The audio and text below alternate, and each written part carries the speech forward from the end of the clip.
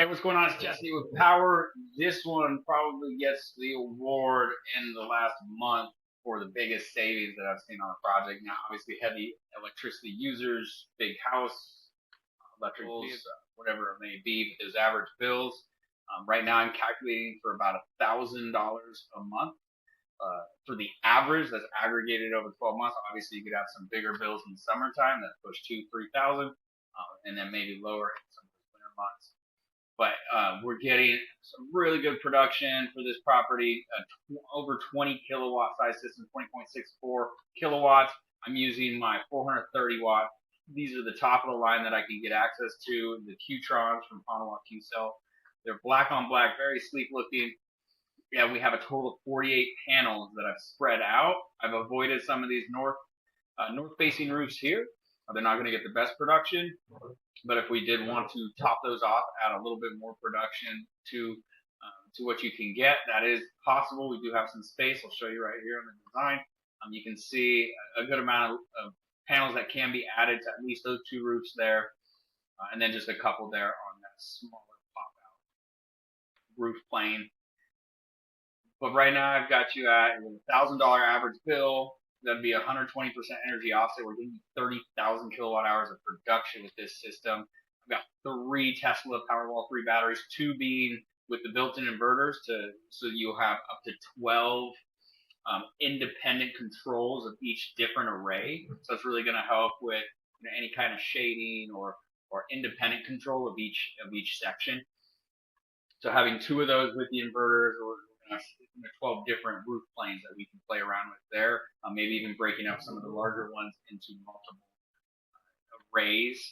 And then you're going to have 1 DX unit, which is an expansion battery pack. Doesn't have the inverter, it keeps costs down, but then gives you all that extra battery storage. So we have 40.5 kilowatt hours of total storage.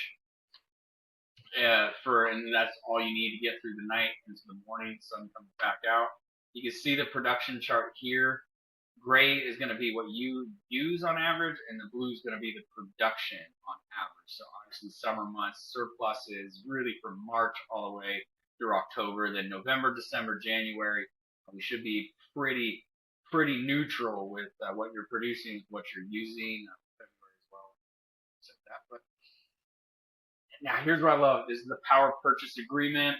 This is the most popular right now. They're getting very aggressive on what they're pricing these at. The best part about it that most people like is they have zero responsibility. And so you have a company that's going to pay for everything, get your permission to install this on your house. You get all the benefits of, say, the battery backup system, having this, extra electrical production, any overproduction from what we estimate. You get the benefit of that when you sell it back to PG&E. So there's really no risk to you other than you're signing a 25-year agreement at a set price. So you already know from year 1 all the way through year 25 what you're going to pay. So that's the only thing. You're signing an agreement to buy your power for the next 25 years at a deeply discounted price going forward. And it's going to save you $263,000 just in the next 25 years. Secondly, you're not responsible to monitor the system. That's all handled by the equipment. We call it the TPO, the third party owner, which is going to be good leap for you.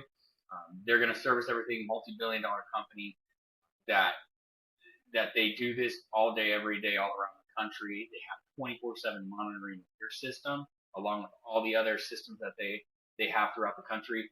So again, they're going to come to you whenever there's any abnormalities or maybe something is showing that it's some of the arrays aren't working. Maybe it's as simple as the breaker tripped or something. They're going to know right away to notify you so I'll get corrected as need be if something needs to come out. But yeah, that's not on you. The battery replacement, halfway through that 25-year agreement, that's on them. It's already baked into this price of $343 to start in year 1.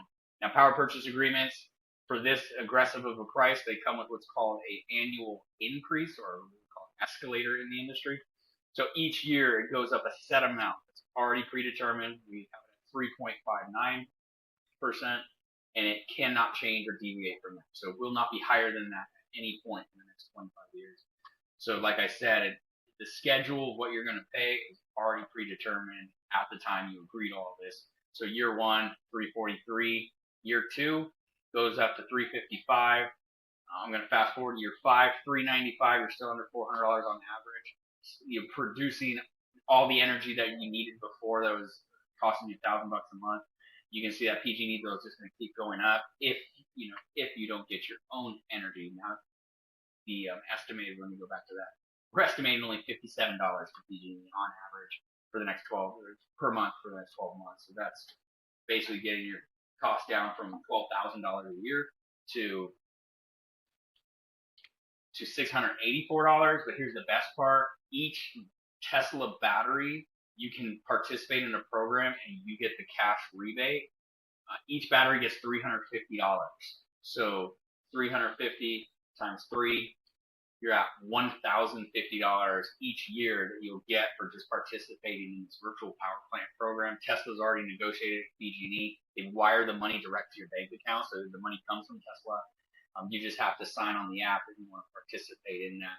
So now you're talking about $1,050 cash rebate each year that then squashes out this estimated what you would owe to PG&E. So you're coming out net ahead on top of that reduced cost for your electricity going forward. So now let's show you year 10. Still only at 471. Fast forward to year 15, 562. Meanwhile, PG&E, if you didn't do anything, you're probably in the ballpark of $1,700 to $2,000 a month 15 years from now.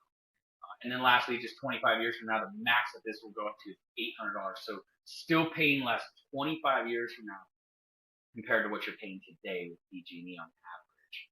Now, this is saying PG&E will be over $2,500 25 years from now. This is very conservative. In fact, PG&E has doubled their price just in the last 10 years. So if we doubled 3 times in 25 years, and that's conservative. That would be something like 8% to 7% annual increase, 10%.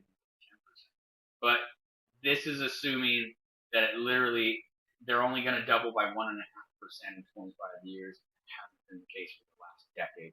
They've doubled in just 10 years.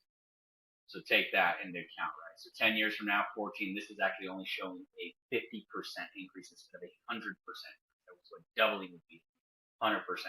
So 14, 25 is assuming only 50% increment increases between those 10, 20, and then 25 years in total. It will only be a total increase. What I estimate, realistically, that could be 3x. That could be 300% increase in 25 years. It could be 200% increase, which then you're leaning towards 3,000. Numbers look great. Let's talk it over. I'm going to shoot everything over to you and then give you a call. Hey, and I appreciate the opportunity and time. Talk to you soon.